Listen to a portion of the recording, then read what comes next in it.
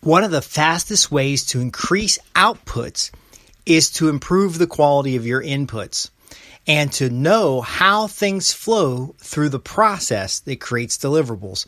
Hey, this is Justin Hitt from Inside Strategic Relations. Boy, that's a mouthful. Inputs, outputs, deliverables. What we're talking about today is your project and process management. How is it that you accomplish the things that you accomplish? Now, a lot of people look at their day-to-day life and they see all the frustrations and they see the obstacles and they see all that workload coming along that keeps you from where you want to be in life, that keeps you from the influence and the power and the accomplishment. And by the way, folks, when I say influence and power, most of the time we're applying influence and creating power in our own abilities. We're developing skills, we're developing perspectives and the means of thinking accurately to create the results that we're looking for. This isn't about making people subservient to you. Most people will yield to the subject matter expert or they'll yield to the leader. And if we can help you become that leader, you'll gain more throughout life. You'll be able to give more throughout life. You'll be able to accomplish more. So what is the input to accomplishment? Well, it tends to be the process or procedures used. If you're a fine craftsman and you make bread bowls, for example, hand-carved bread bowls. You start with the selection of wood. You start with a specific type of tools and design, and then you chip away at what is not the bowl till you produce the desired outcome. Now, when I talk with somebody like a business and I say, okay, well, you want to be more productive, you want to create better results, let's determine the deliverable. What are you delivering to your customers? What's the characteristics of that deliverable? We finish that exercise, and a lot of times they're like, okay, we're done. I was like, no, we only know what we're going to produce. Now we need to audit the process in order to produce it. And they say, well, we'd like the process to do this. We'd like the process to do that. It's not about what you'd like the world to be like. It is what you are doing today. And how can we improve on that? See, some processes you do too many steps. Some processes you aren't doing enough steps. Some processes create more risk than they reduce. So you always want to be reducing risk and reducing See, this is an important concept here where we might be doing things that are risky, but our approach to doing them is good. It's the difference between a novice skier on a black diamond slope and a professional skier on a black diamond slope.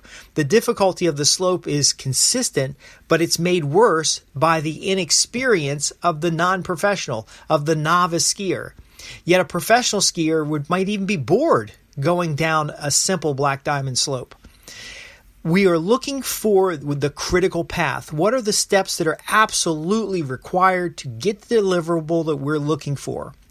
See, a lot of folks want to inject all this extra stuff. Well, it'd be nice if we were doing this. Well, that's an improvement on the existing process. Let's set that aside in inventory and come back and see where it fits or even if it's necessary.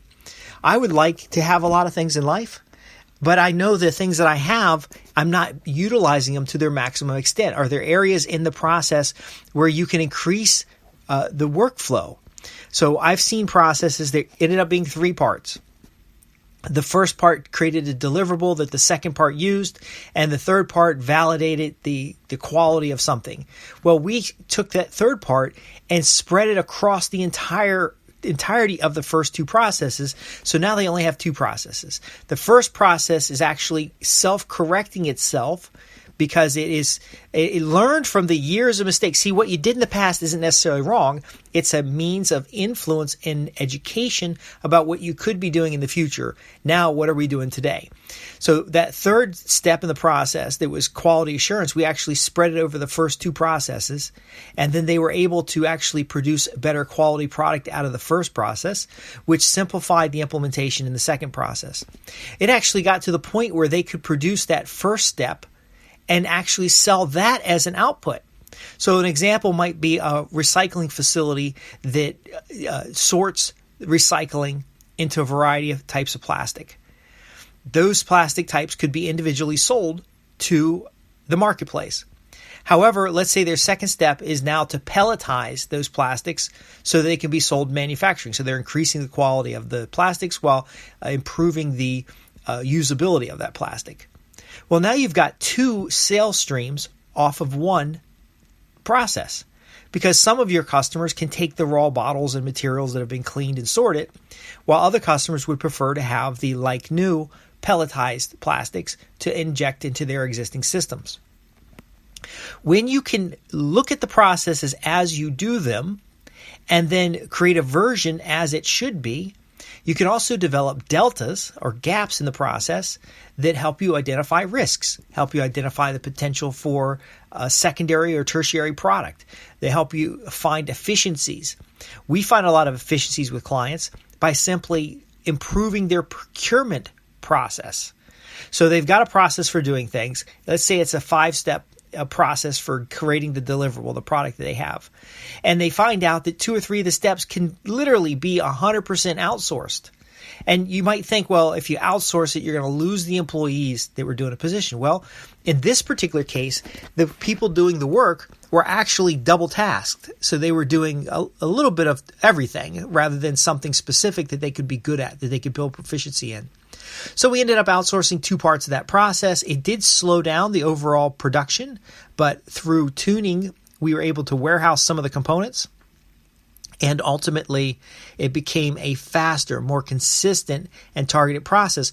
Plus, the liability of the 2 steps that we outsourced is now out of the organization. So we found that there were 3 or 4 vendors that could do this work. And so we've reduced the risk by having multiple vendors to do the work. But we've also reduced the liability because these particular steps had outputs that were better contained by somebody who's they had waste in the system. They were better contained by somebody who specialized in that type of work. Now, I know these examples are not specific. They're not super detailed. And that's because client confidentiality. I work for a lot of corporations, but also your process can be your competitive advantage. The right process can deliver you from struggle and frustration to kind of boring, everyday, regular work. The work gets done. And this is what's most important. Very often those boring things are the areas that people try to improve. If it's not broken, don't improve it. Now, how do you know if it's broken? You put metrics in place. How do you know you're doing the right work? You measure and define the deliverables. How do you know you're doing the work in such a way that reduces your risk? And risk can be everything from financial to a defective product. Risk could be your financial obligation in setting up the process the right way, or it could be the potential loss in the marketplace if the product was used incorrectly. These factors, and what I love the most about this, can all be outlined on paper while you're running the process, while you're setting up the process, and using version controls. So again, what did we do in the past? What are we doing today? What could we be doing in the future? You still got to be doing what you're doing today, but we can develop these 3 plan perspectives and use them to move towards a more optimal outcome while having performance measures that give us that targeting. And folks, when I'm talking about this stuff and not able to show you, if we were sitting down, you and I, in a consultation talking about your process, I could show you tangibly how to improve that process consistently and simply through using models like the SIPOC. So if we looked at the inputs to the system and the outputs to the system, using project management philosophies, looking at the deliverables and then what resources you have for those deliverables and then what procedures do you use to create those deliverables. We could look at risk management, the inherent risks of your process, the inherent risks of your industry, and the inherent risks of your application into that process. What does that produce as far as a profile, and what kind of controls do we need in place? We could cover all these things, and at times I am available for paid consultations where we would sit down after an assessment of your situation. We would sit down and talk about the specific details, but understand everything I've described today fits into certain patterns, beginning, middle, and end. What we did in the past, what we're doing now, could we be doing in the future? And if you can start understanding and segmenting your mind to see these things in order, I mean, like sequentially, worry about what you're doing in the present before you try to change it into the future, because if you don't know if the current is effective, then change isn't going to help anything. But a long story short, if you have questions about what I've shared here today or anything about business process optimization, visit us at www.insidestrategicrelations.com. When you can see that you are efficient and effective, there's a mixed measure here. Efficiency, how quickly can you get the work out? Effectiveness, how quickly can you get the right work out? Or how often is it the right work? These measures will balance your performance. It'll seem like things have slowed down. It'll seem like everything's taking longer than it should. But with objective measures, you realize you're creating a better output. Your output is better matched to the audience desires and needs. You create higher demand in a marketplace and greater reach in the marketplace, and ultimately gain those things that you're looking for, which is profitable customers, which is cultivating business relationships where you have loyalty and you have repeat business, and also gaining influence and recognition in the marketplace.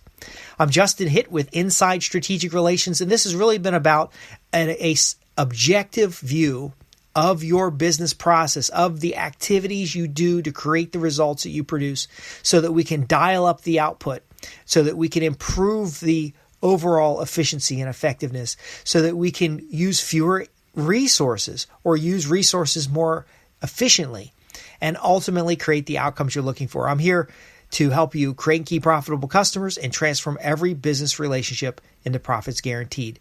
Visit www.insidestrategicrelations.com with your questions. Thanks for listening.